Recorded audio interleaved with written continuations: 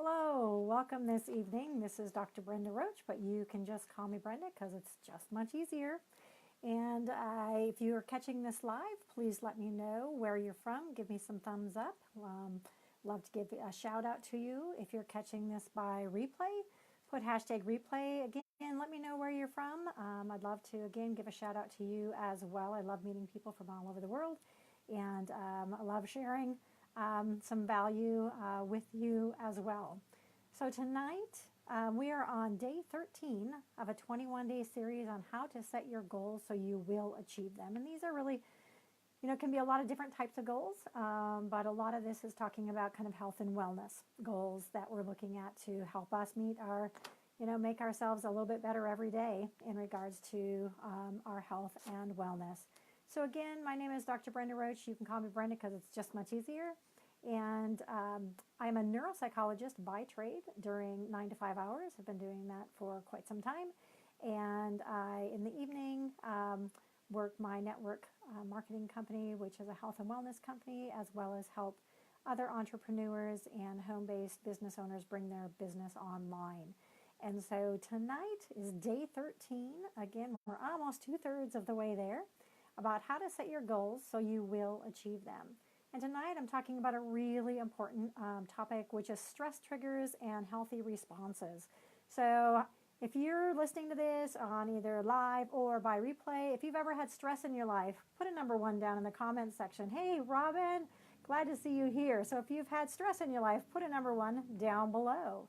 And, stress and anxiety can really take a toll on your well-being and, contribute to setbacks on kind of achieving the goals that you set out for yourself. And you can't always control, where the stress is coming from or control the events. But what you can control is you can learn new ways to cope with those stresses or events that come up. And one of the most important ways we can look at doing that is just becoming more aware of past events that have caused you those stresses. And so looking back, and we've talked about this, I've talked about this in the series so far in the first 12 days, as far as really looking at what are the stress factors that you've had in the past. So looking back and reflecting back and taking that information and moving it forward to be able to use that for better information on what you can do in the future. So stress can come from a lot of different areas, but some of the key point ones that I want you to be thinking about are just from your physical environment, the weather, traffic, home, the setup, a business, say you're a physical environment of your working office, your office or your space that you're in. So what is the physical environment? And what about those physical environments can cause stress? And so be thinking about that. Our social environment is another one. So our friends, family, coworkers, etc., can cause stress for us as well. Our physiological states, illness, fatigue, burnout, what our emotions are. And so our physiological state can also create stress for us. So be thinking about these and thinking about in your life, in the past or currently, what areas might be causing you, stress. Again, you might not be able to control those events or those situations, but you can learn how to control what you do about them. And the other area is your thoughts, so anxiety, depression, that stinking thinking, and negative self-talk. And so really be looking at those kind of areas on where stress can come from. And then your homework assignment is to kind of go through and look at these particular questions and really think about them. The more time you put into these, the more you're going to get out of this. And again, if you haven't caught the first 12 days, you can go to my blog, which is Brenda Roach, ROCHE.com, and go to the top where it says training topics. Right at the first tab underneath that is called setting goals, and all of the videos plus some of the narrative are all posted there. This one will be posted within the next 24 hours as well. It's a lot easier to find it all there than trying to go back onto Facebook and find it there. So these are the questions for your homework tonight. What are my sources of stress? So really thinking about that for yourself. What are your sources of stress? What can trigger my stress? So what are the triggers for your stress? What are my emotional and behavioral responses to this stress?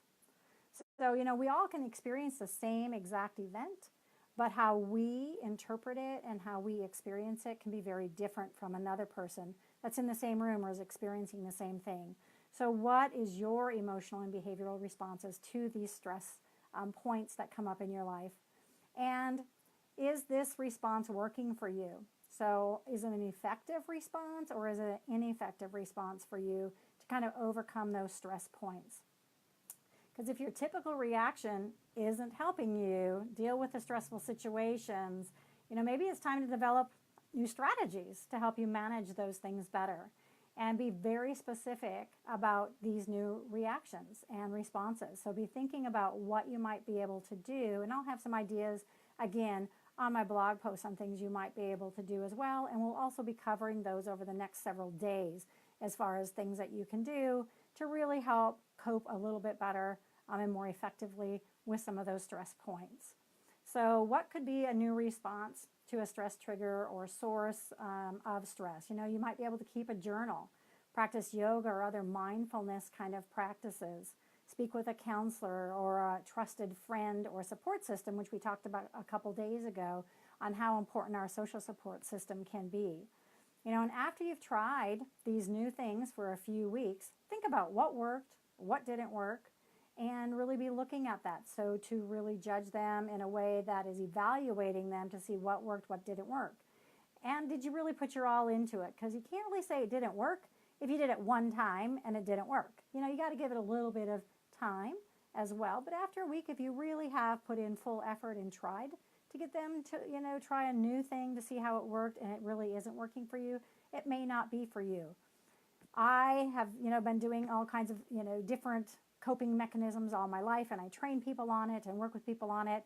And that deep breathing, when it's a really deep breathing, I cannot do. I will hyperventilate every time. I have tried it for years. It just doesn't work for me. It works for a lot of people. And so you have to find what works for you, because that's going to be very individualized. If the new solution didn't help you cope, with stress, consider something new. Try a different response. Again, after you've given it a good try. And it might be just a process of trial and error before you really find out what works in each situation. So if this is making sense, give me some thumbs up. Let me know that this is making sense for you as well. And here are some other tips. Change takes time. Nothing is going to change over time. Hey, Rosie, glad you're here.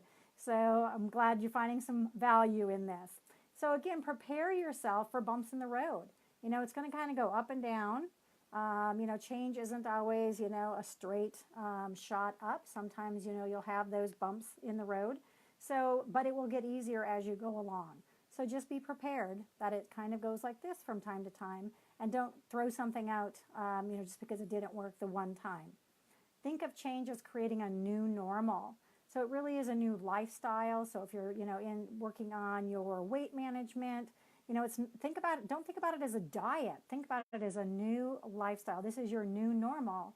Or you're into an exercise routine. You're not just doing it for, a 15-week challenge, a 16-week challenge. You're doing it as a new normal. This is going to be your new normal, because how we think about stuff is really powerful.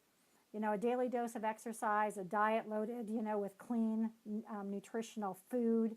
That's really going to be a new normal for you if you're really looking at how to start off a new kind of goal about how to improve your health and wellness. Grocery shopping with intention. Don't grocery shop when you're hungry. That is the worst thing to do. You are inevitably buy things that you didn't want and don't need in your home if you go out and shop or go out to eat when you're hungry. Getting a good night's sleep is really essential. This is a hard one for me. I don't get a lot of sleep. I never have. But for most, trying to get a minimum of 7 hours of good sleep is really important, and really cutting down that screen time in the evening can be really critical as well. So again, looking back on this, what are your stress factors? If you found value in this, give me some thumbs up, or put a hashtag value down below in the comment section to let me know you found value in this. If you think you know somebody that this could be beneficial for, please share it with them. And as well, go to my blog, and that's brendaroach.com. It's R-O-C-H-E. And go under training topics, setting goals, and all of the days, the 12 days prior to this, are already uploaded with the narrative. This will be uploaded in the next 24 hours. At the very end of the 21-day series, I will put a PDF up on there that you can access, of course, free of charge. and it will have all of this put together in a very nice format for you that you can then print out and use for future goals that you're kind of looking at, and having it all in one spot as well, which hopefully will be helpful. Also, if you want to work closer with me, I'm going to be putting a link up above later, or a link down below later, with a way to contact me and let me know maybe what your goals are, what you're working towards, to see if there's a way for me to work closer with you and be even more helpful one-on-one as well. So I thank you for joining me, this evening, morning, afternoon, wherever you're tuning in from.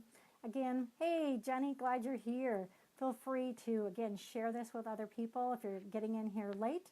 I hope you'll go back and listen to all of what I had to say from the very beginning, as well as the first 12 days, again, are on my blog page, which is BrendaRoche, ROCHE.com. I hope you can catch it all, and we have 8 more days left for the 21 days. Tomorrow evening, I will be tuning in on live at 8 p.m. Mountain Time, and tomorrow we're going to start some really important stuff talking about mindfulness techniques, and we're going to be going through several different mindfulness techniques that really can help kind of address some of the things we talked about tonight around those stress factors and stress kind of points that might come up in your life. So again, thank you for joining me. Again, share this with other people you think it might be helpful for. Give me some thumbs up. Put a hashtag value down below if you found some value in this. And I look forward to continuing this series with you. Good night, good evening, good afternoon, wherever you're from.